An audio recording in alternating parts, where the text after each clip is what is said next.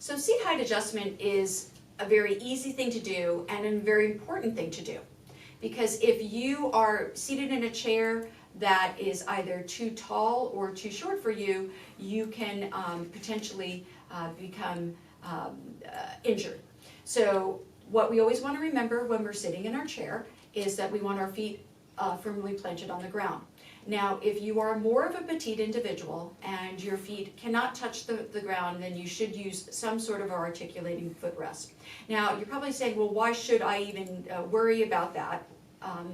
Let me show you why. So if I'm in a chair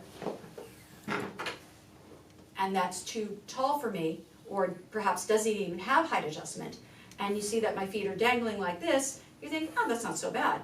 But if I am in this position for several hours at a time, what can happen is I can potentially develop issues with poor circulation because my feet are dangling in the air.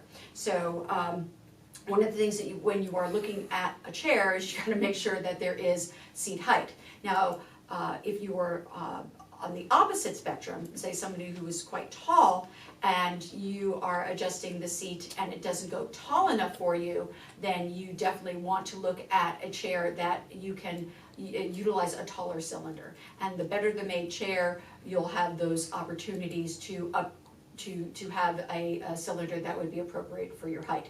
Now, just to quickly show you how to adjust the seat height on a chair. Now, it will vary from manufacturer depending on the mechanism, but for this particular chair, I'm just going to lift the middle panel all the way up, and as you can see now, the seat's at its lowest position. This might be just a little too low for me, so now I'm just gonna also, once again, put my hand on that middle panel, lift it up, and I'm just gonna stand up too. I find it easier to do so, and now I've adjusted the chair to where it feels correct for me.